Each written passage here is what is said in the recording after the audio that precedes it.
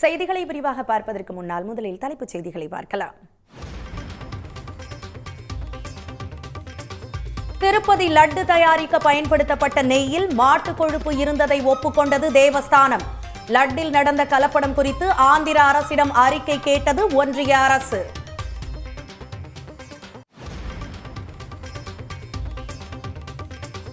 திருப்பதியில் லட்டு தயாரிக்க நெய் வழங்கிய திண்டுக்கல் ஏஆர் டெய்ரி ஃபுட் நிறுவனத்தில் தமிழ்நாடு மாசு கட்டுப்பாட்டு வாரிய அதிகாரிகள் ஆய்வு.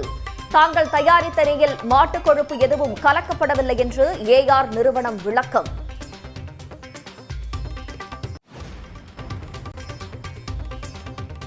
பழனி கோயில் பஞ்சாமிர்தம் தயாரிப்பில் ஆவின் நெய் மட்டுமே பயன்படுத்தப்படுவதாக தமிழ்நாடு அரசு விளக்கம்.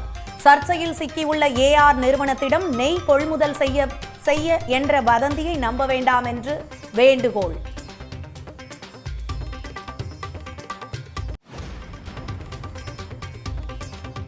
தமிழ்நாட்டில் 11 இடங்களில் 100 டிகிரியை தாண்டி கொளுத்திய வெயில்.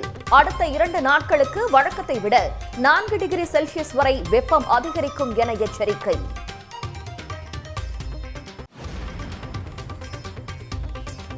தமிழக வெற்றிக் கழகத்தின் முதல் மாநாடு அக்டோபர் 27ஆம் தேதி நடைபெறும் என நடிகர் விஜய் அறிவிப்பு.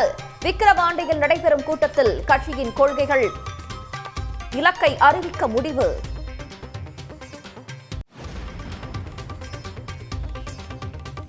சென்னையில் ஆபரண தங்கத்தின் விலை சவரனுக்கு 480 ரூபாய் உயர்வு. ஒரு சவரன் தங்கம் மீண்டும் 55,000 ரூபாயை கடந்து விற்பனை.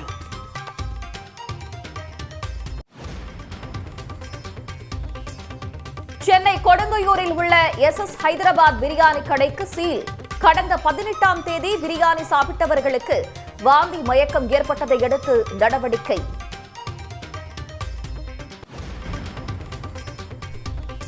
ஈரோட்டில் கொளுத்தும் வெயிலால் ஒரு எலுமிச்சை பழம் 12 ரூபாய் வரை விற்பனை.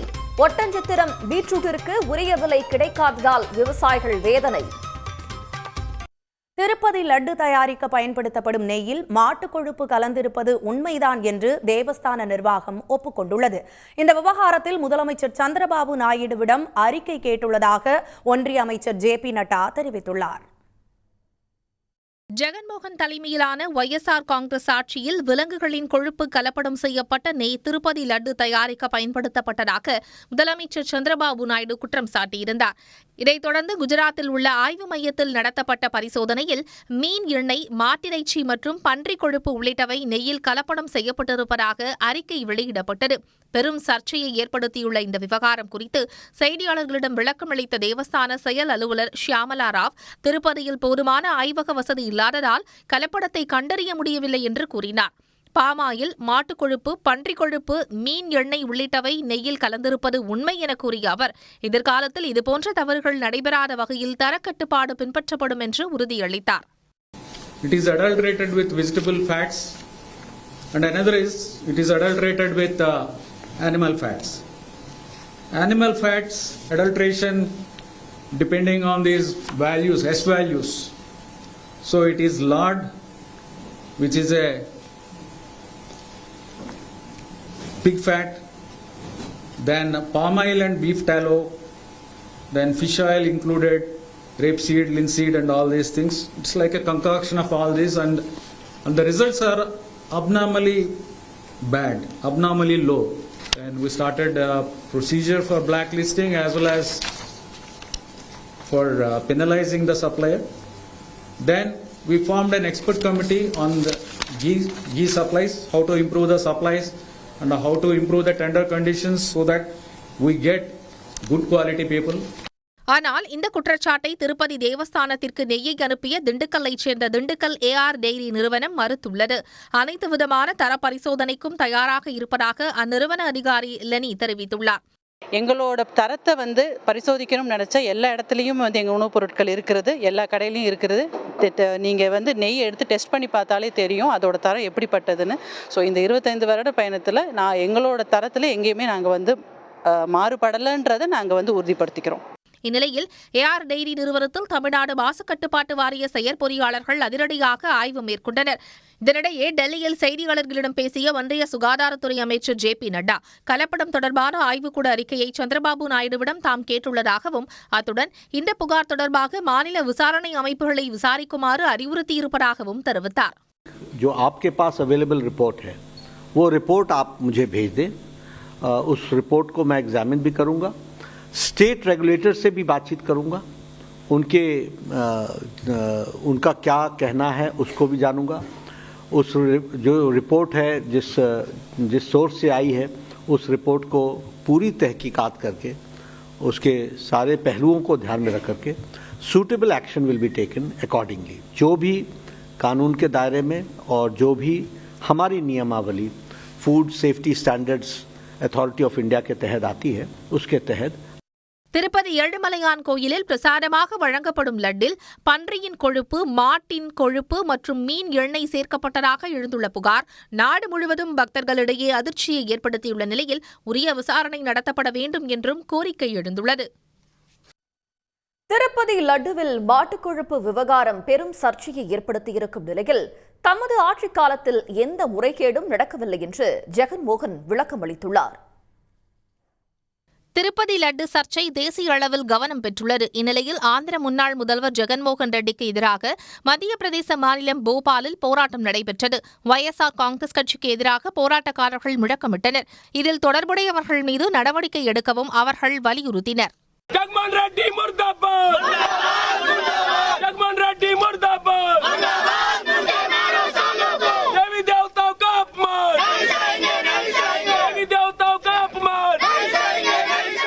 இந்நிலையில் அமராவதியில் செய்தியாளர்களை சந்தித்த முன்னாள் முதலமைச்சரும் ஒய்எஸ்ஆர் காங்கிரஸ் கட்சியின் தலைவருமான ஜெகன்மோகன் ரெட்டி ஆட்சிக்கு வந்து சில மாதங்களிலேயே அனைத்து வகையிலும் தோல்வியடைந்துள்ள சந்திரபாபு நாயுடு பிரச்சினைகளை திசை திருப்ப லட்டு குறித்து பொய் பிரச்சாரம் செய்வதாக குற்றம் சாட்டினார். லட்டு தயாரிப்பதற்காக நெய் கொள்முதல் ஆன்லைன் டெண்டர் மூலம் மட்டுமே நடப்பதாகவும் விநியோகம் செய்யும் நிறுவனம் NABL வாரியத்தின் சான்றிதழை பெறுவதும் தரச் சான்றிதழ் பெறுவதும் கட்டாயம் என்று அவர் விளக்கம் அளித்தார். 6 மாதங்களுக்கு ஒருமுறை டெண்டர் நடைபெறும் என்றும் காலங்காலமாக இருக்கும் இந்த நடைமுறையில் எந்த மாற்றமும் செய்யவில்லை என்றும் ஜெகன்மோகன் விளக்கம் அளித்தார்.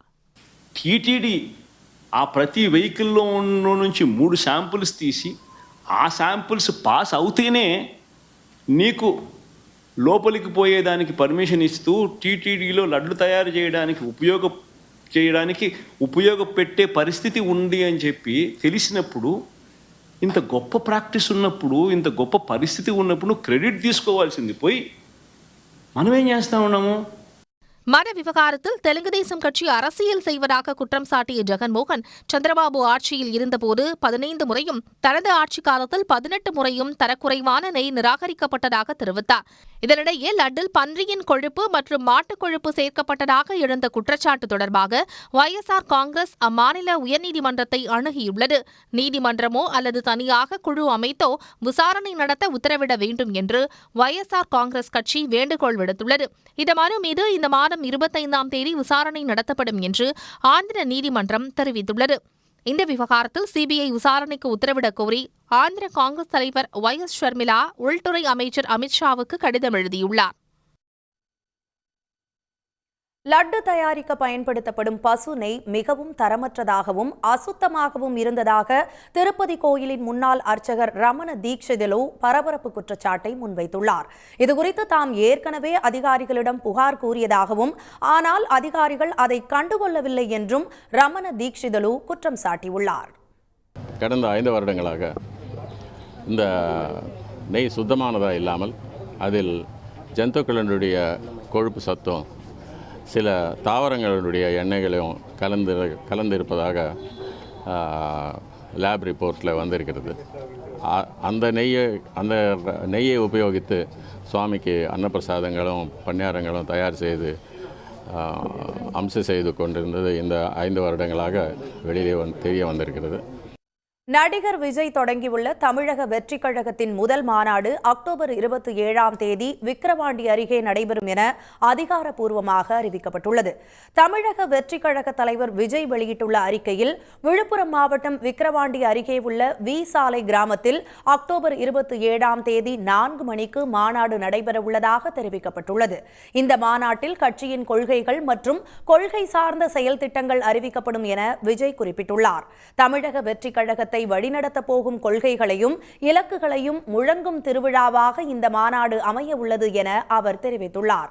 மேலும் இந்த மாநாட்டிற்கான களப்பணிகள் தொடங்கிவிட்டதாகவும் அவர் குறிப்பிட்டிருக்கிறார். இந்த மாநாட்டிலிருந்து வலிமையான அரசியல் பெரும்பாதையை அமைக்க உள்ளதாக தெரிவித்துள்ள தவேக தலைவர் விஜய் மக்களின் ஆதரவை வேண்டுவதாக தெரிவித்துள்ளார்.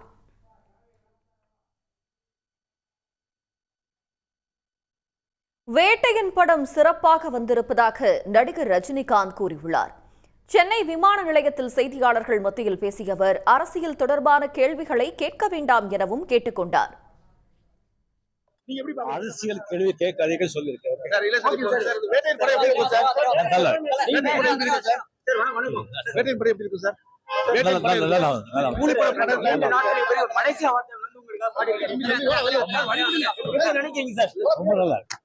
இந்தியாவில் ஐபோன் 16 சீரிஸ் செல்போன்களின் விற்பனை தொடங்கிய நிலையில் டெல்லி, மும்பையில் உள்ள ஆப்பிள் ஸ்டோர்களில் கூட்டம் அலைமோதியது.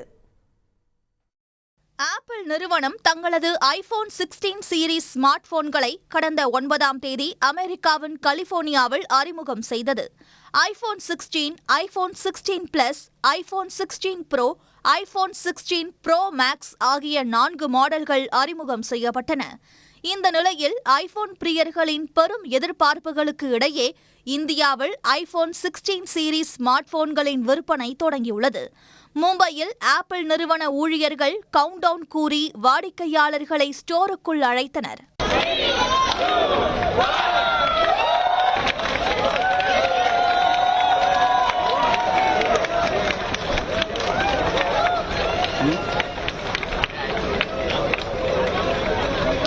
மும்பை மற்றும் டெல்லியில் உள்ள ஆப்பிள் ஸ்டோருக்கு முன்பு கூட்டமாக திரண்ட ஐபோன் பிரியர்கள் நீண்ட வரிசையில் நின்று ஐபோன் 16 சீரிஸ் போன்களை வாங்கி சென்றனர்.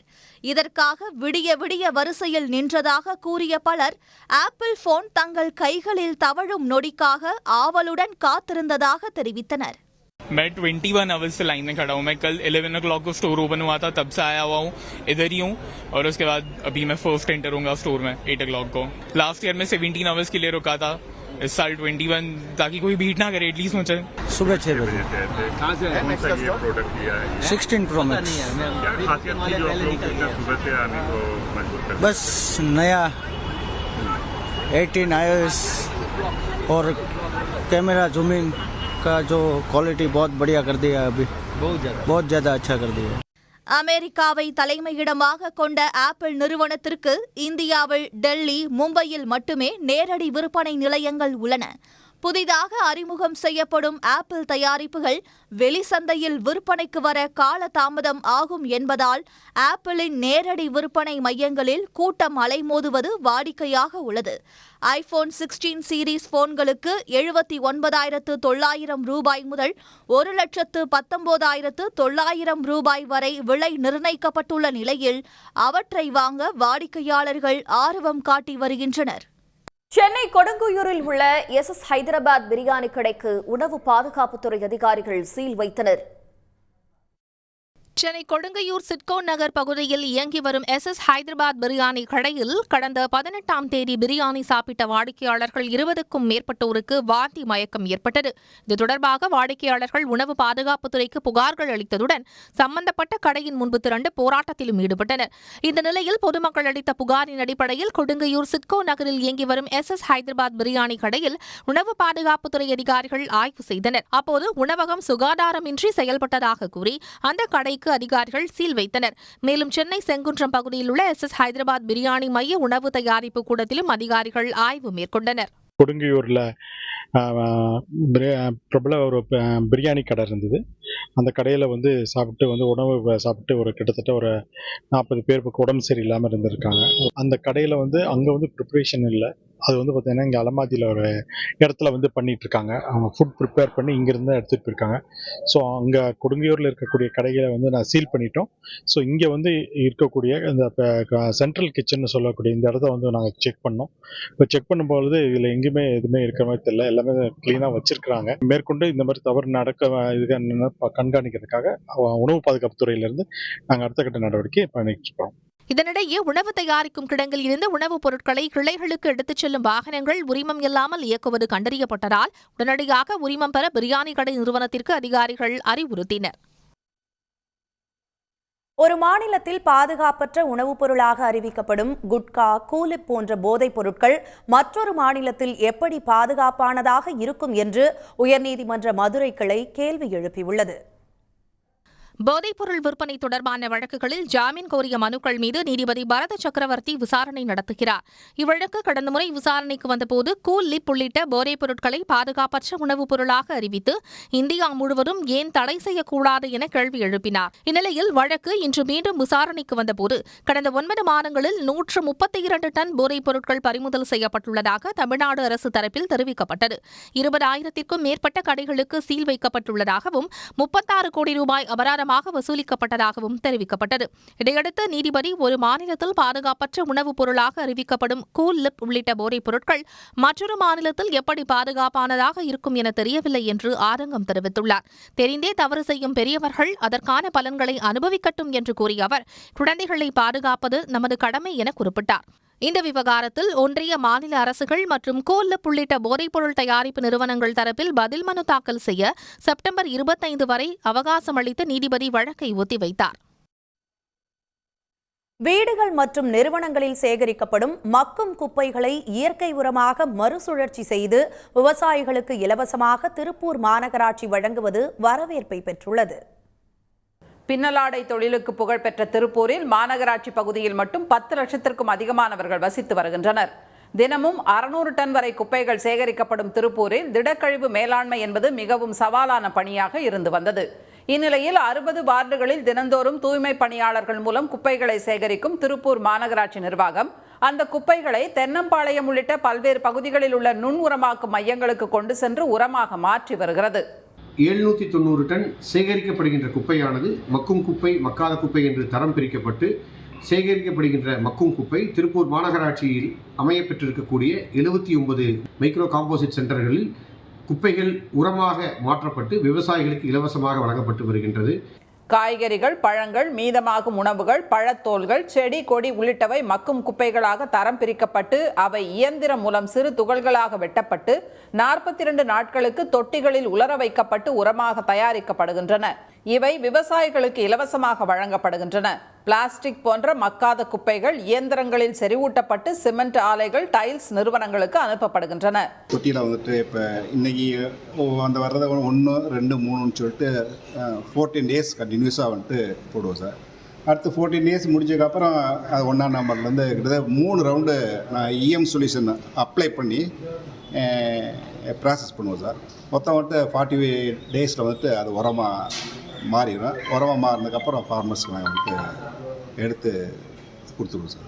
திடக்கழிவு மேலாண்மை திட்டத்தால் குடியிருப்பு பகுதிகளிலிருந்து விரைவாக குப்பைகள் சேகரிக்கப்படுவதால் திருப்பூரில் குப்பைகள் தேக்கமடைவதில்லை. அந்த வகையில் இத்திட்டத்தால் சுகாதாரம் மற்றும் சுற்றுச்சூழல் பேணப்படுவதுடன் விவசாயிகளும் பயனடைந்து வருவதாக மாநகராட்சி அதிகாரிகள் தெரிவித்தனர்.